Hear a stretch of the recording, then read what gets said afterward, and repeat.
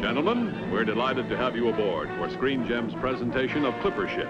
While preparing the hour-and-a-half version of Clipper Ship for CBS's Playhouse 90, we realized that the characters and background created would provide an exciting new type of adult action series. Stories about men who go down to the sea in ships have traditionally found a waiting and ready-to-buy audience. In presenting our Clipper Ship pilot, we offer this series in two ways.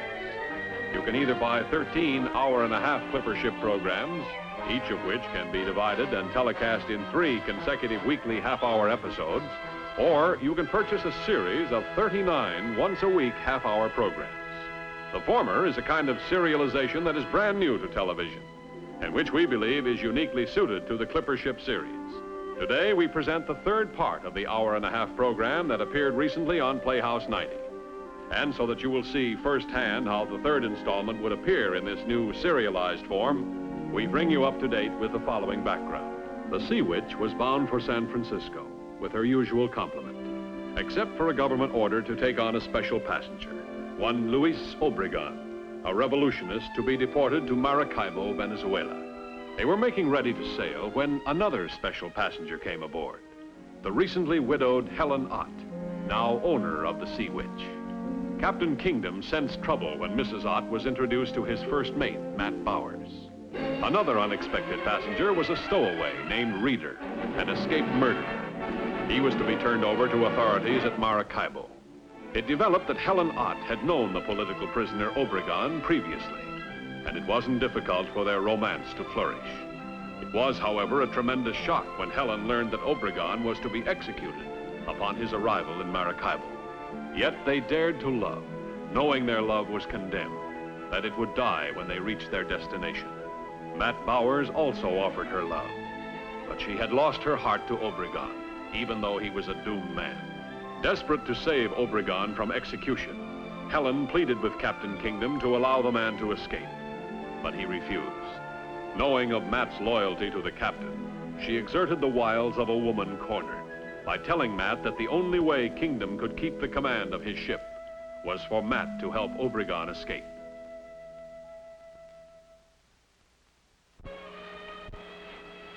Who is it? Matt Bowers.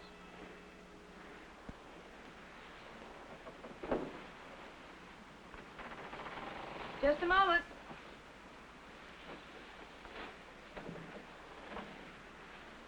Well, I thought over what you asked me to do.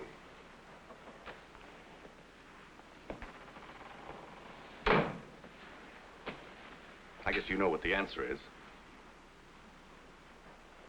There never was any real doubt in your mind, was there? I was reasonably sure you'd agree to help us. All right, Mrs. Ott, you win. I'll help your friend Obregon escape.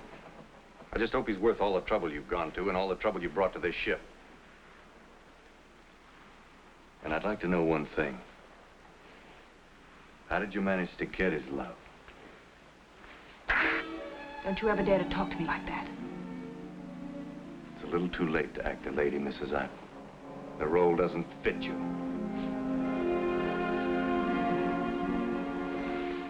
You wouldn't hesitate to ruin the life of a man like Joel Kingdom to get what you want.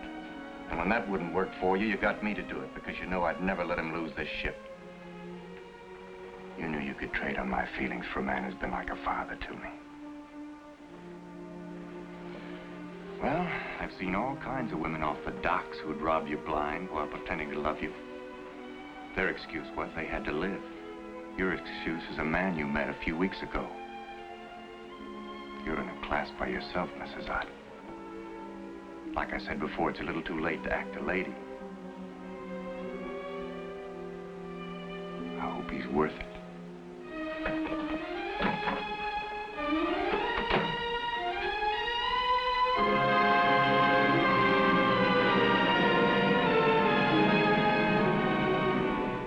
I figured that in about 2 days we'll be less than 3 miles from Fisherman's Bay. This one here. You can make it under cover of night in the longboat with no trouble at all. And you'll find fishermen there from all over. For a few dollars, you should have no trouble getting one to take you where you want to go. I'll take the watch from the helmsman that night. Let's hope there's no moon. We'll lower a boat, and from that point, you're your own master. I'm forever grateful to you, Mr. Bowers. Let's hope nothing unexpected comes up. Thank you, Mr. Bowers. Don't waste your thanks. I've told you what I thought. I haven't changed my mind.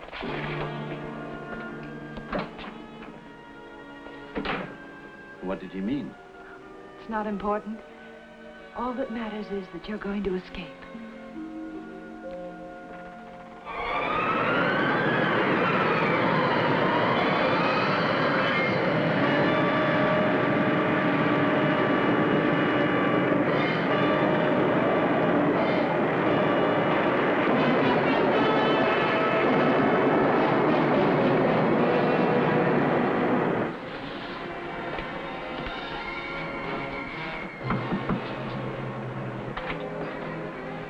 We've run into some rough weather. You still want to go? Yes.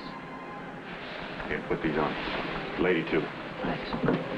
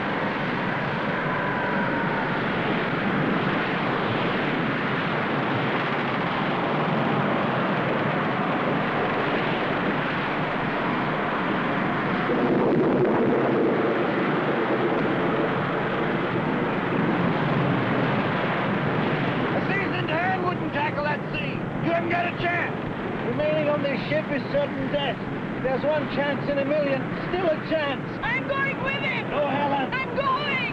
Then hurry. We're wasting time. Get that bow davit line.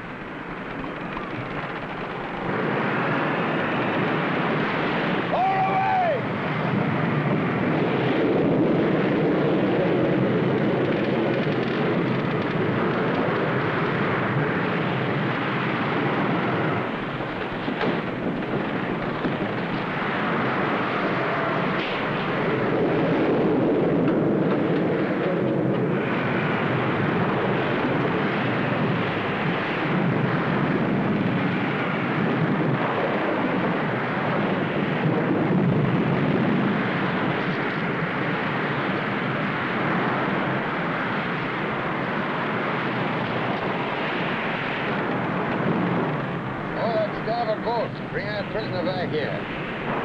Stay where you are. I'll bring in the first man who makes a move. That's mutiny, Matt.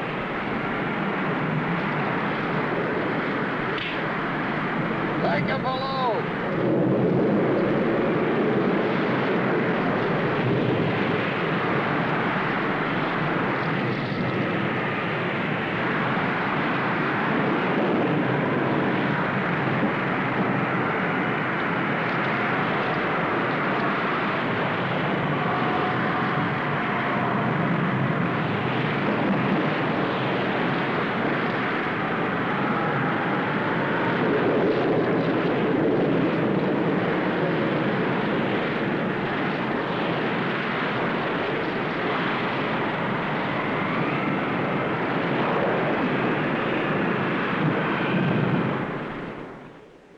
Given the privileges of a passenger, which you've seen fit to take advantage of.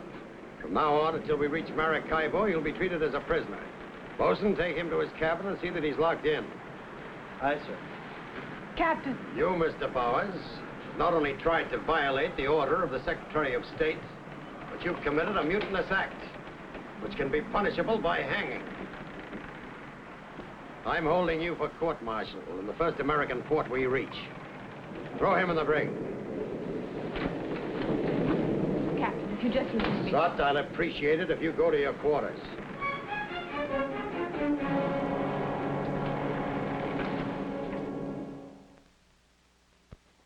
How does it feel, Mr. Bowers? How does it feel living inside four walls, I've been living inside them since I was 12 years old. Didn't some make this stinking brig look like a castle? You only been here 8 days. You get used to it. You get used to it, or you go mad. I seen lots of that, too. I remember one prison I was in. Shut up! What's the matter, Mr. Bowers? Your nerves getting jumpy, huh? I'm surprised at you. And you, the first mate of this ship. I'll have to tell Captain Kingdom about that.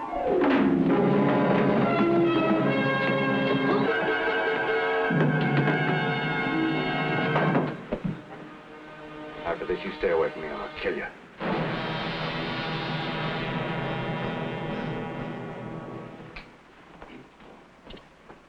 You hardly touched your eggs, Captain. Not very hungry. Mrs. Ott's still in the cabin. Shall I... Give her anything she wants. Aye, sir. She's been in her cabin almost a week now. Attack of nerves. She has them all the time. They're brought on by emotional stress. There's not much I can do to help her. She tried to bribe Jones to let her in to see Obregon. It would have been easier to bribe St. Peter to let her through the pearly gates of heaven. You think I'm pretty much of a tyrant, don't you? I could never think that of you. Let's have a straight answer. You think I'm wrong in what I've done? According to all the rules and regulations of maritime law, you haven't done one single solitary thing wrong. You've obeyed them all to the letter. And you've made yourself the unhappiest man on this ship. My personal feelings have nothing to do with it. Then what troubles you? If Matt were my own son, I'd have done the same thing. You know that. Yes, I know, but that's not the answer to my question. What do you want me to do? Say I'm sorry for what I had to do to Matt? All right, I am. Do you think I enjoy having to turn Obregon over to be hung by a gang of high-booters? But that's not what's troubling you. It's that by your own choosing, you can prevent all this from happening. I'm captain of this ship. I've sworn obligation to uphold the duties of command. I have no alternative. Duties of command. Rigid, infallible, unyielding.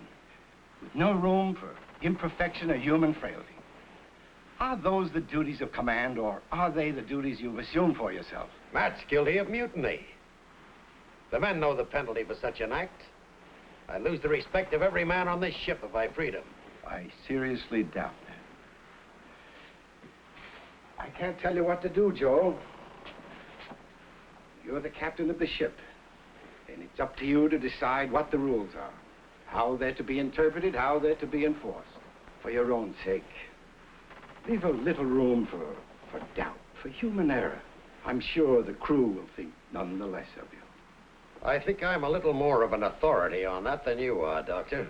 Oh, I've no doubt about that. The trouble with you, Joel, is that you've never learned to bend a little.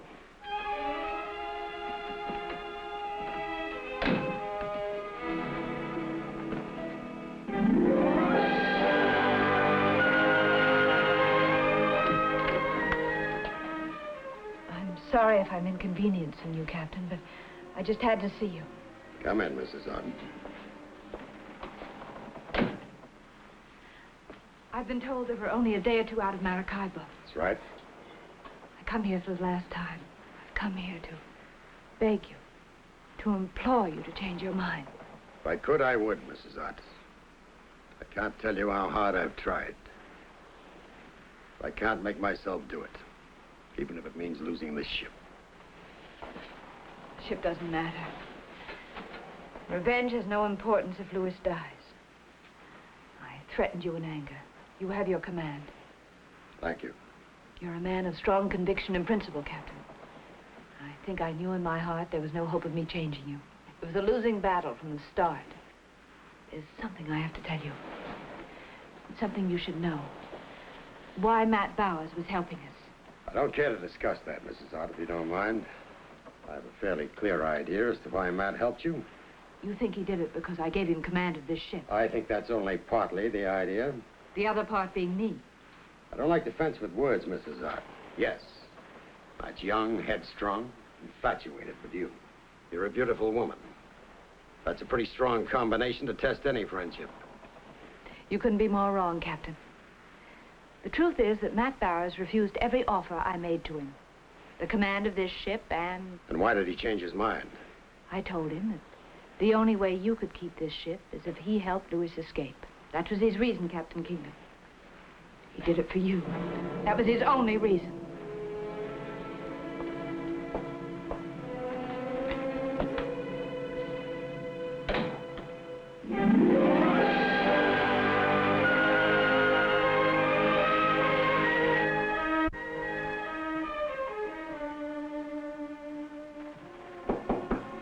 Who's there? Dr. Shaw, are you all right? Yes, I'm fine. What are you doing up this time of night? Well, I heard you pacing and thought you might be ill. Is there anything I can do? No, thanks.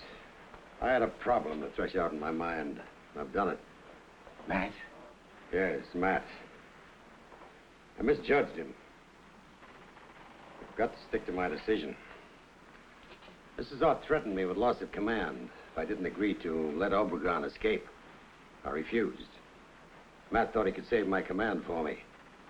She just told me this a few hours ago. And you're still going through with the court-martial? I can't do anything else. I can't go against what's in me, what I've been all my life. If I turn Matt free because I think what he's done is right, then I've got to turn Obregon free for the same reason. Either case, I'm not the judge.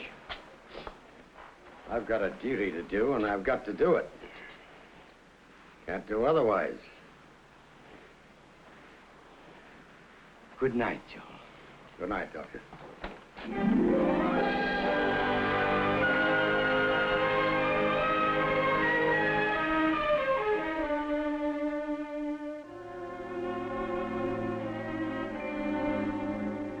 Be calm.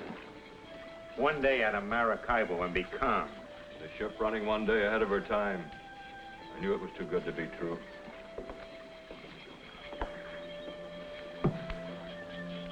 Dry as a bone.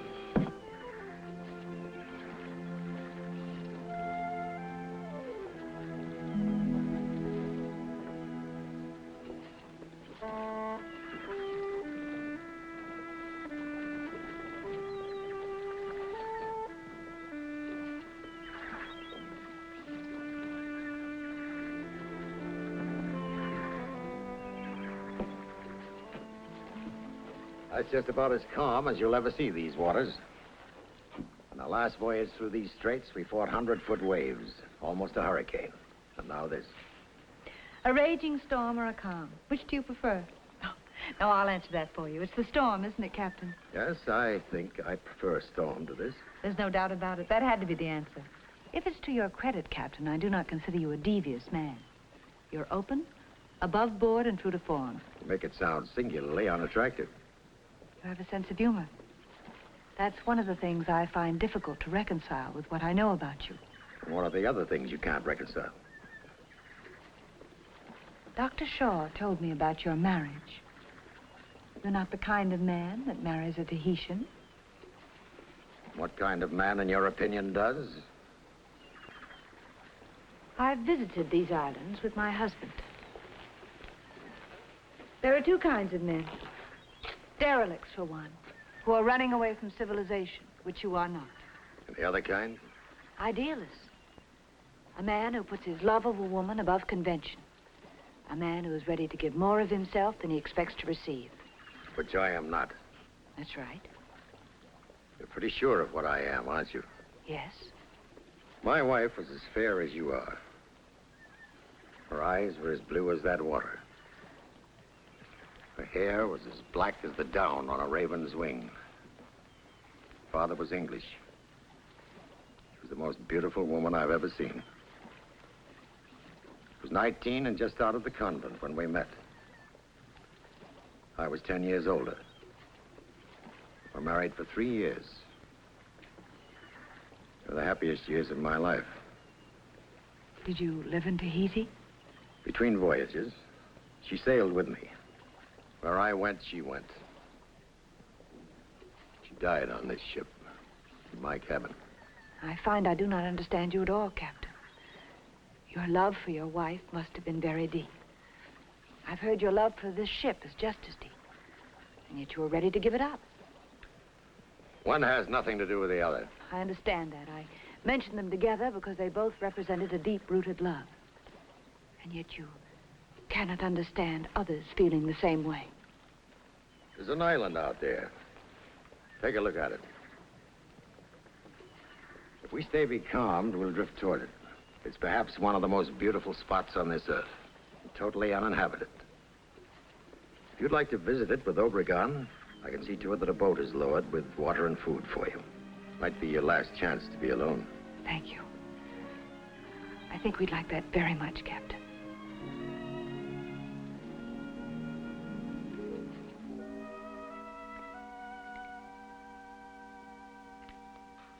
You've been gone quite a while. I didn't set any time limit. Just told him to come back when the calm lifted. You gave him enough food and water to last for 2 days. What would prevent them from going around to the other side of the island and rowing to the mainland? Nothing would prevent them. It's just a chance I took. Maybe you were hoping they wouldn't come back.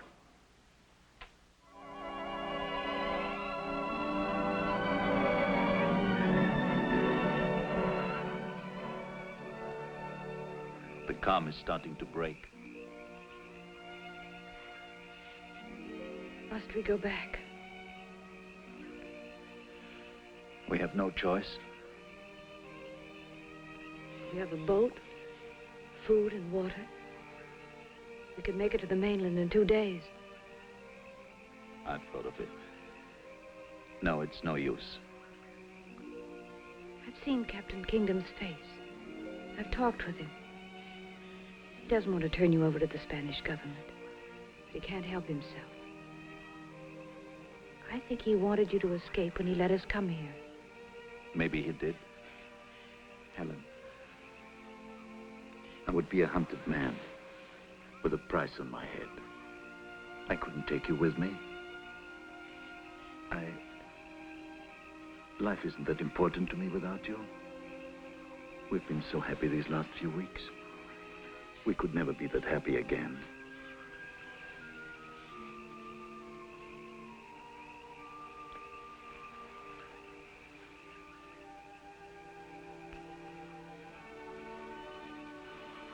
I'm ready to go back, Luis.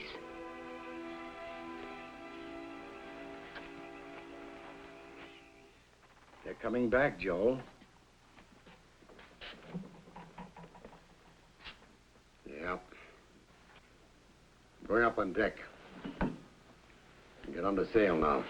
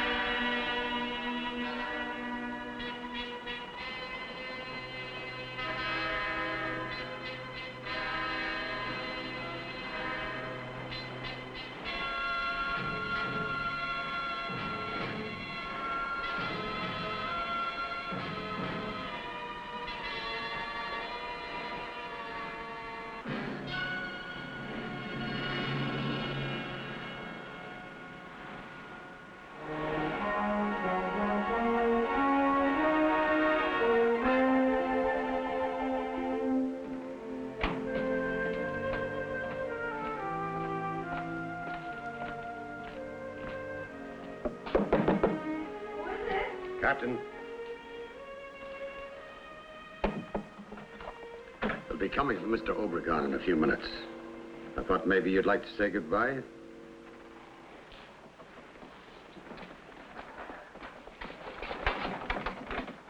Mr. Obregon.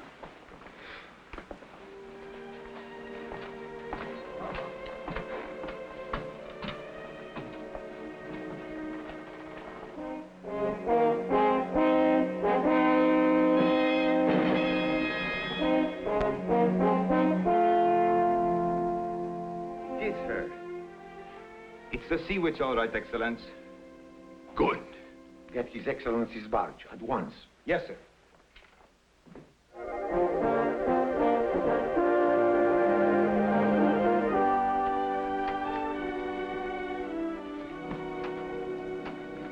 Jones, what's so interesting down there? Sharks, sir. Well, a whole school of them down there.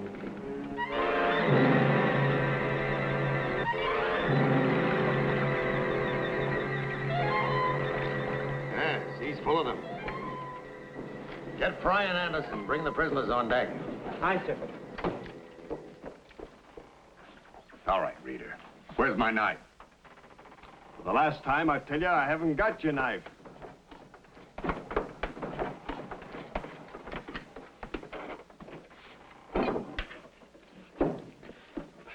Captain's orders, sir. You're both to come on deck. I'm sorry, sir. It's all right, Jones.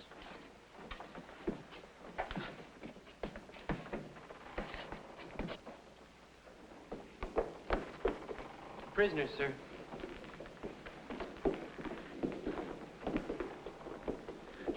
Mrs. Ott told me why you tried to help Mr. Obregon. I should be glad to testify to that in your trial. There are enough United States ships here to form a court-martial board. I'll see that no time is wasted. In the meanwhile, you'll be taken ashore and placed in custody. Get some hand irons for Rita. Aye, sir. Ryan, lower a longboat. Look out! You want him alive. Stand back. Now, one move and I finish him off. Never make it, Rita. The water's full of sharks. You're lying. Look for yourself. I don't see anything. There's one good way to make sure. Up you go, Captain. You're going for a little swim. One more like that and you got a dead man. I'm warning you.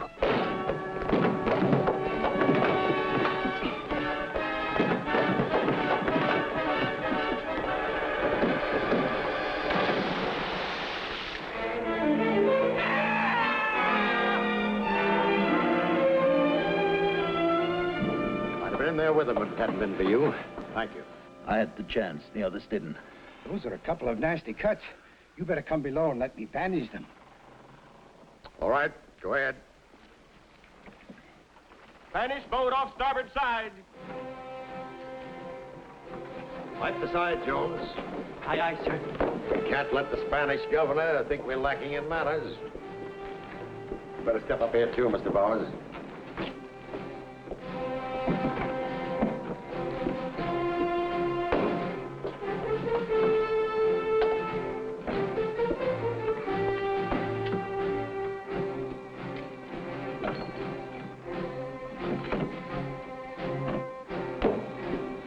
Captain Kingdom, I'm Captain Kingdom. I am honored to present His Majesty's military governor, Felipe de Carrillo. I'd like to present Mrs. Ott, the owner of the Sea Witch. A pleasure. The official order for Luis Obregon. We saw the unfortunate accident from our boat. A member of the crew, Captain? No. That was the prisoner. The prisoner? He tried to escape. We tried to stop him, but he jumped. You saw the rest yourselves. The sharks have saved us the trouble of hanging him. It is just as well. Thank you for your trouble, Captain Kingdom. Senora Ott.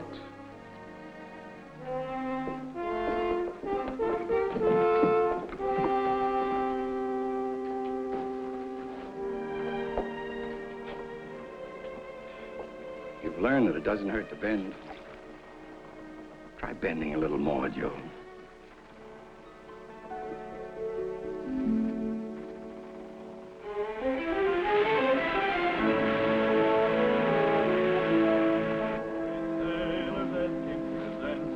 stars as men way, hey, blow the men down. And we're all of us coming to see you again.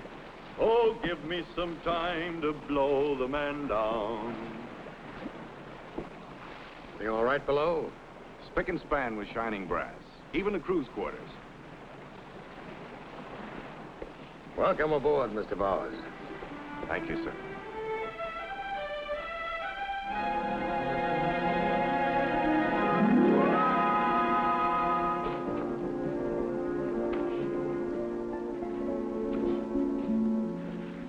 Don't say it, Doctor. You must be getting old. On the contrary, I haven't felt so young in years. That's what romance does for him. Sure sign of old age. Goodbye, Captain Kingdom. Mr. Bowers? Good luck with your ship, Captain Kingdom. My ship. Your ship, Captain Kingdom.